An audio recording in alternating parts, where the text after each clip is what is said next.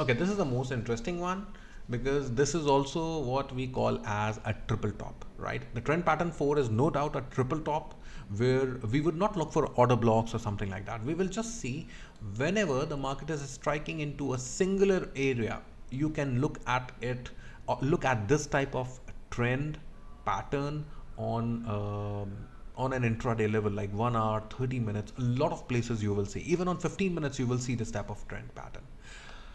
A triple top formed, resistance could not be broken, enter here. Stop loss, extreme TP, right? The same thing for the bullish trades. Market came on a support first, again came down to get the triple bottoms tested, and once the third bottom was tested, we got the three confluences. We entered, stop loss, extreme TP. I think it's pretty straightforward to understand, correct? Okay, let's move ahead next.